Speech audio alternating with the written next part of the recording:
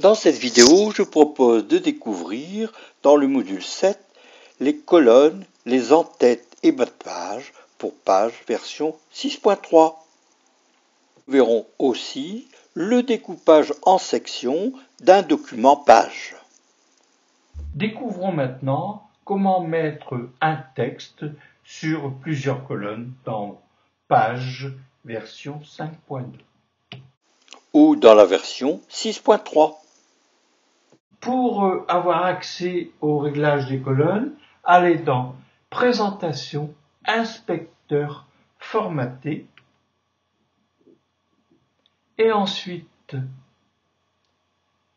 sous le bouton Disposition, vous avez accès aux colonnes et au menu déroulant adéquat.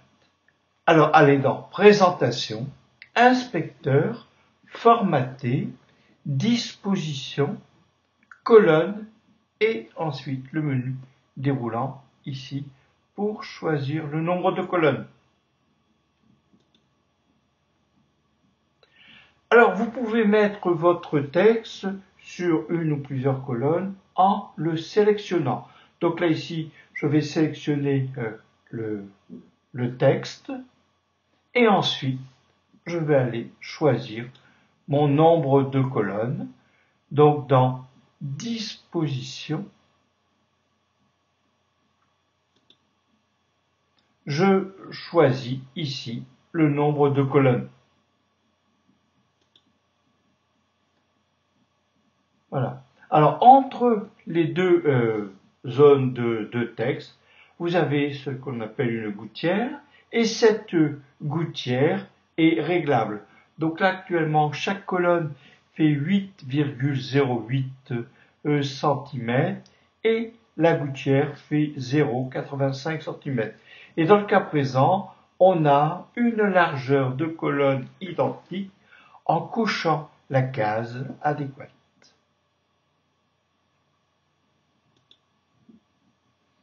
Alors ici, on a choisi une largeur de colonnes différentes. Donc, on a ici deux colonnes qui sont de même largeur. Et là, on va modifier la colonne 1, la mettre à 5 cm.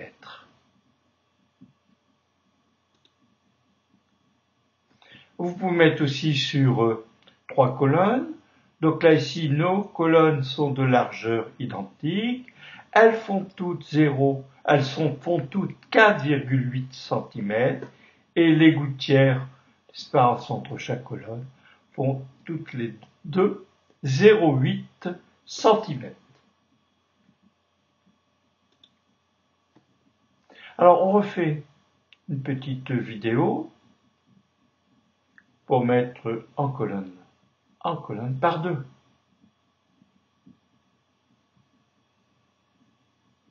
Donc je sélectionne mon texte, je clique sur Disposition, colonne,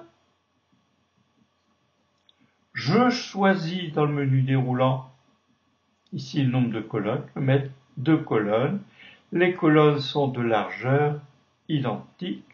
Je peux pratiquer un cadrage de mes 2 colonnes, les mettre ici en justifié.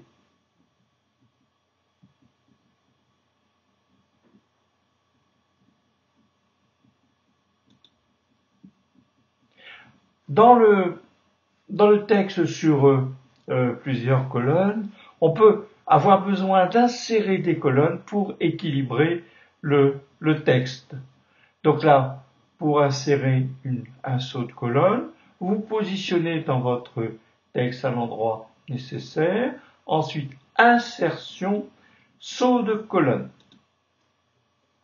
Et voilà, donc ici, on voit qu'on a eu une insertion de colonne et vous avez le petit symbole ici qui signifie saut de colonne. Maintenant, pour insérer un saut de page, vous positionnez dans votre texte et ensuite insertion, saut de page. Revoyons le saut de colonne par une petite vidéo. Donc là, je me positionne devant cité marchande. Et je fais dans le menu insertion, saut de colonne. Et voilà, donc on a maintenant un saut de colonne et nos deux colonnes sont presque de taille identique.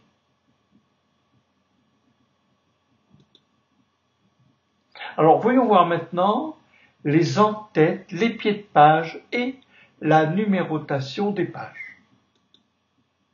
Alors tout d'abord, pour afficher les en-têtes et pieds de page, il faut aller cocher ici en-tête et pieds de page. Donc c'est l'onglet ici document, donc c'est présentation et page et mise en page. Ensuite, vous cochez si nécessaire la mise en page que vous voulez, orientation portrait ou orientation paysage, et vous allez cocher les cases que vous voulez voir apparaître en tête et pied de page. Revoyons le processus d'affichage des en-têtes et pieds de page. Alors, inspecteur, mise en page.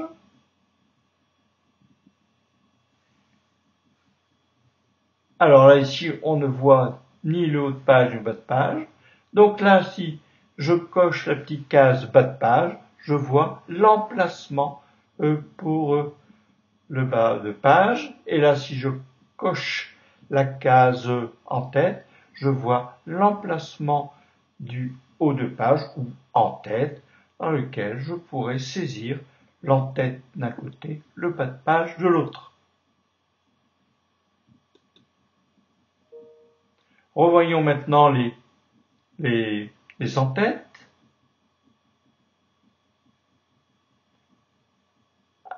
Alors ici, en-tête est coché, donc l'en-tête est visible. Donc dans la zone en-tête, je vais taper mon texte. Là, je vais taper Lille, que je vais centrer.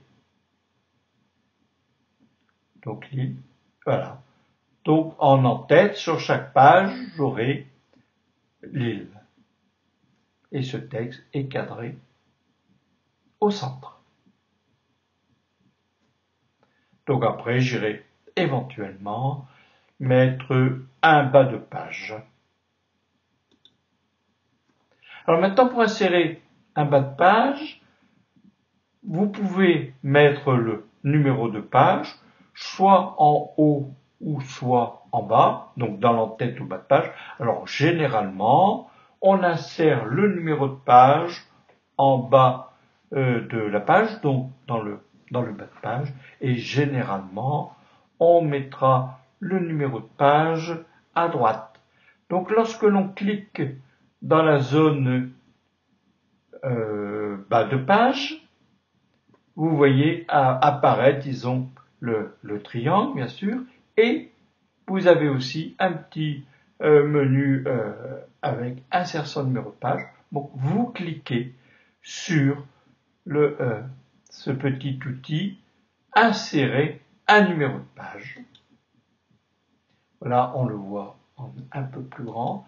Et ensuite, vous choisissez quel format de page vous voulez, un numéro sur le total de pages, ou page numéro, ou page numéro sur un total de pages.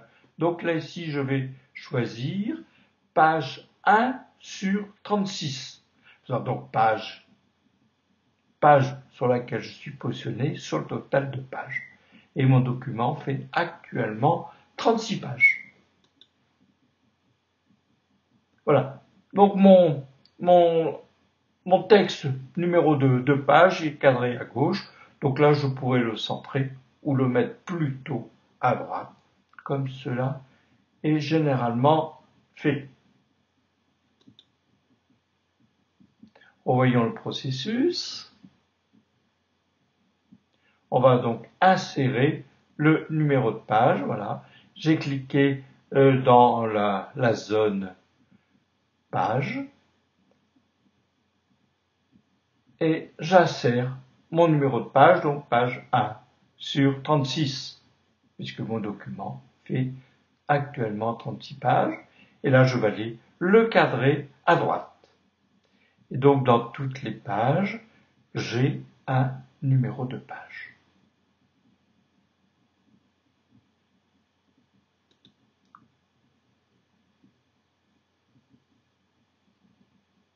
Bon, on peut, si on veut, ajouter une ligne pour embellir un peu votre document.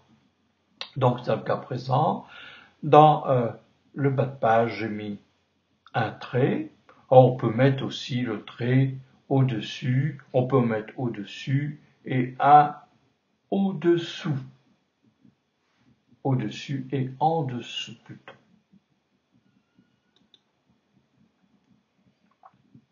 Ensuite, au niveau du format, vous pouvez choisir le format de la pagination selon différents formats.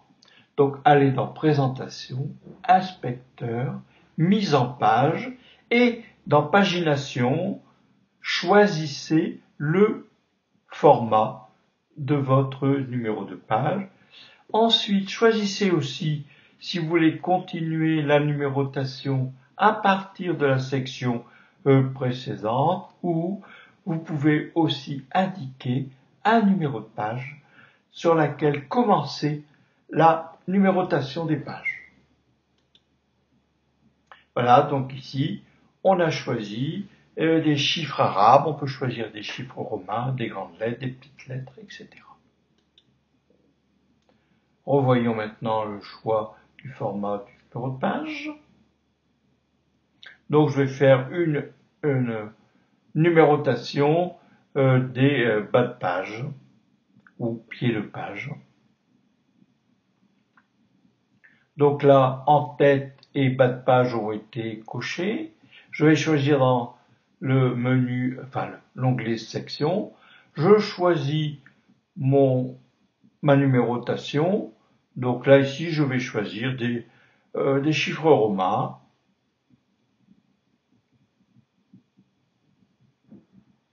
Que je vais aligner à droite. Donc maintenant, ma numérotation des pages est faite avec des chiffres romains. Alors, donc là, on va de 1 à 6. Découvrons maintenant le découpage en sections. Le découpage d'un document en sections permet de définir des options de mise en page et de mise en forme spécifiques. Alors, pour insérer un saut de section, positionnez-vous dans votre document et allez dans Insertion, saut de section. Et vous verrez, si vous affichez les caractères invisibles, une marque de saut de section. Voilà, revoyons un peu plus en détail. Ici, là, vous avez un saut de section. Alors, dans un document, vous pouvez avoir une section qui est numérotée en chiffres romains. Bon, ça peut être, par exemple, l'édito, la table des matières, et ensuite le texte du document, le corps de votre document, peut être en caractère arabe.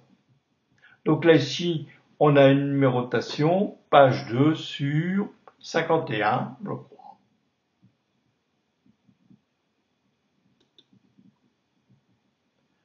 Donc on peut choisir de numéroter, disons, différemment, le mettre en chiffres arabes. Revoyons ici quelques caractères invisibles. Donc ici, vous avez l'espace entre caractères, les espaces insécables, donc ce sont les espaces qu'il ne faut pas couper, qu'on obtient en appuyant sur Option plus barre d'espace. Ensuite, vous avez la tabulation. Ensuite, vous avez le saut de ligne sans changer de paragraphe qu'on obtient en faisant majuscule plus retour. Vous avez le saut de paragraphe et vous avez ici le saut de page. Revoyons les autres caractères invisibles. Vous avez le saut de colonne, le saut de disposition, le saut de section que l'on vient de voir, et ici, là, un point d'ancrage pour les objets incorporés avec l'ajustement du texte. Je vous remercie pour votre attention et je vous donne rendez-vous dans le module 8.